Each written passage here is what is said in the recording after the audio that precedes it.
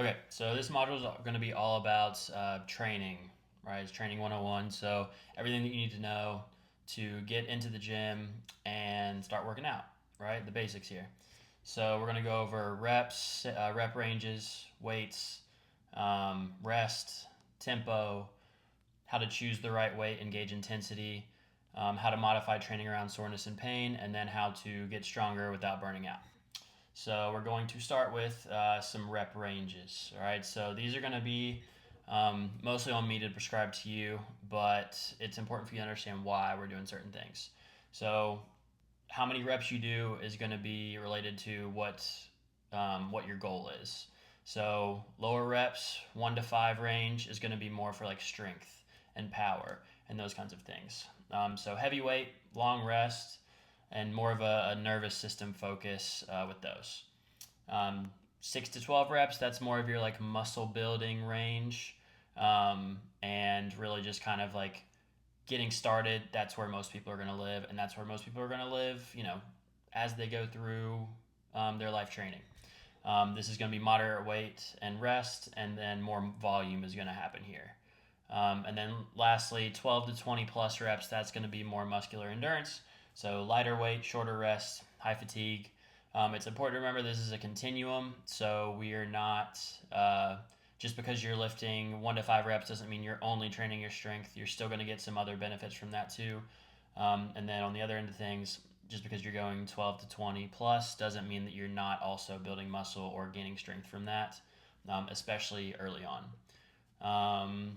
So most people are going to live within that 6 to 12, 6 to 15 rep range. That's where a lot of your training is going to be, unless you have a really specific strength goal or performance goal that we're working on. So next thing we'll go into is time under tension. So time under tension is really just how long a rep takes. How long do you have tension on that muscle?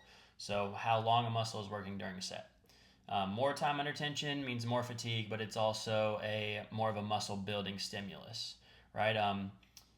If I have someone that's maybe newer to exercise, the first thing that they're going to do is they're going to try to move really fast through movements.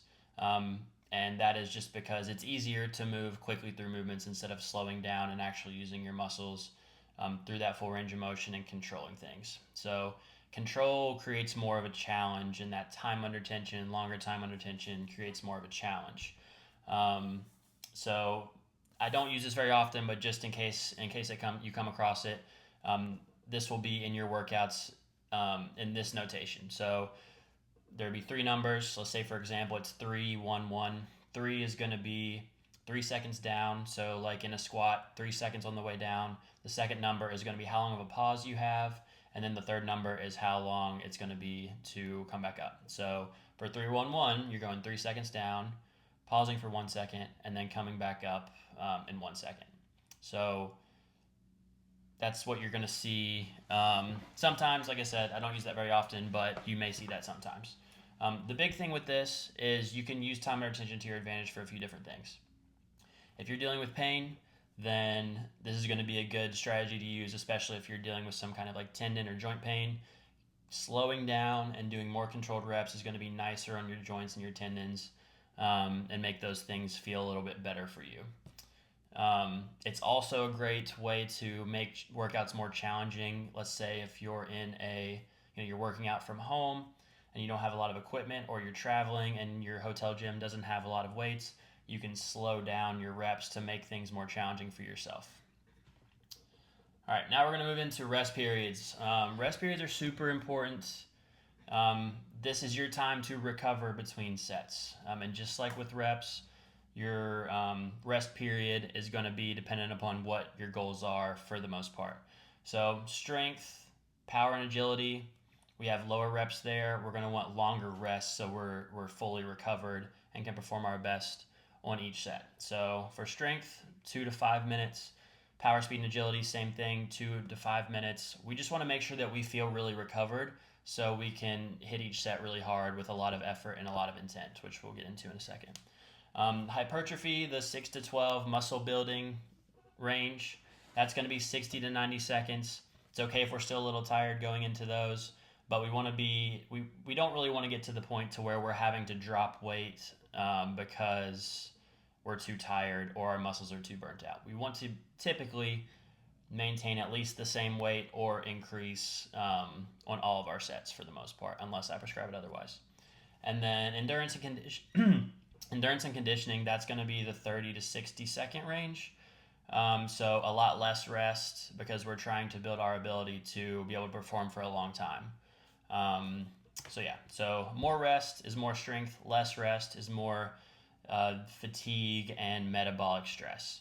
So when it comes especially to strength and power, agility, athletic type work like that, feeling recovered matters a lot more than how long you do it. So this is subjective, right? You want to make sure that you feel recovered enough to be able to work really hard on that next set. In the same breath, I know that you don't have, a ton of time every day to spend sitting around for 2 to 5 minutes. So just use what you need to make sure you're recovered enough without, resting 30 seconds, 15 seconds in between sets. We want to make sure that we can still perform well. Okay, effort and intensity. So this is going to be one of the most important skills that you'll build as you get better at working out. It is a skill, so it takes time to practice this and to get better at it.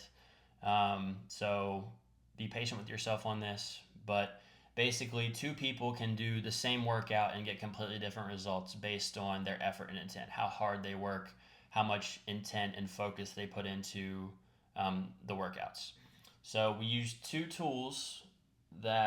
typically use two tools to help us gauge that intensity and effort that we put in. We have RPE, which is rate of perceived exertion, and then we have RIR, which are reps in reserve. These are kind of inverses of each other, but RPE is how hard something feels to you. So again, this is subjective. And then reps in reserve is how many reps you could have done before failure. And this is failure with good form, right? Just because you can get to 12 reps and you're wobbling all over the place, that's not necessarily what we mean by reps in reserve. We mean good quality reps left in the tank. So we have a lifting RPE scale and we have a cardio RPE scale. The lifting RPE scale goes 1 to 10. They both go from 1 to 10. And it basically is number 1 on there is going to be incredibly easy, right? You're not really ever going to need 1 through 5 on this at all. Except for maybe technique work or warm-up sets, things like that. But that's what's going to be in that 1 to 4, 1 to 5 range. Warm-up sets, technique, recovery, that kind of stuff. 5 to 6 are going to be more of our lower stress sessions, controlled training, things like that. We're going to live most of our time in that 7 to 8.5 to 9 sometimes range of RPE. So that's going to be where most of our muscle building and strength work is going to come from. And then 9 to 10, these are near maximal efforts. So this is typically only going to be done if we're testing something, because rep quality tends to go down as we get closer to that end point. So we want to practice good quality reps, and we do that in that 7 to 8.5 range. So reps in reserve is really just the inverse of that. So an RPE of 9 means that you would only have 1 rep left in the tank. RPE of 8, or 2 reps in reserve would mean the same as an RPE of 8. So reps in reserve and RPE are inverse. RPE of 7 means that you have 3 reps left in the tank, so 3 reps in reserve is going to be the same as an RPE of 7. Sorry if that was a little confusing. Got caught up in my words there. And then cardio and conditioning. So this one, again, goes from 1 to 10. And this one you can use alongside your breathing. We're going to go into this more in depth in a different module. But quickly, 2 to 4 is going to be recovery walks, easy aerobic work. Zone 2, you've probably heard it of before. This is where that 2 to 4 range is going to be happening. RP of 5 to 6 is going to be more moderate conditioning, steady state cardio, distance runs, cycling, rowing, that kind of stuff. And then 7 to 10 are going to be more of our interval type work, sprint work, high intensity conditioning, high intensity interval training, that kind of thing. And then training with pain, again, this is another one that we're going to go in more depth with, but just some important things that you need to know. Pain does not mean damage, right? Pain is more of like an alert from our brain telling us, okay, this is not something that I like. Maybe make adjustments. So you can train around pain by modifying. And there are a few different things that you can do to modify. You can modify your range of motion, right? So if going down to the bottom of a squat bothers your knees, you can not go all the way down to the bottom of a squat and it should feel better on your knees. I am your resource to reach out to if you do have pain. I want to know.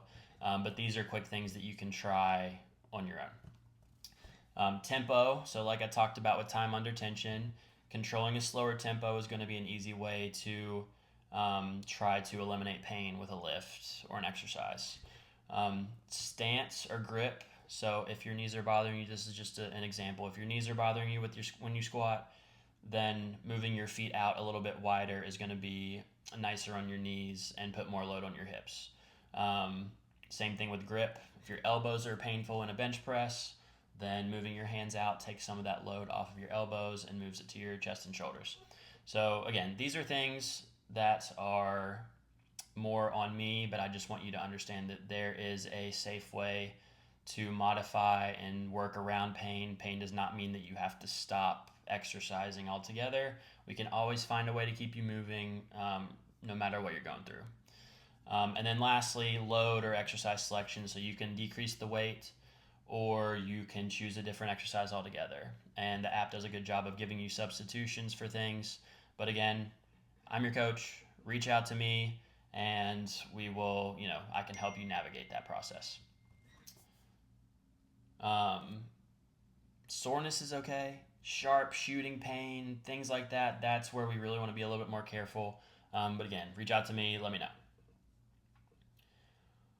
So, a few last concepts to kind of think about to train smarter, right? So the first one is progressive overload.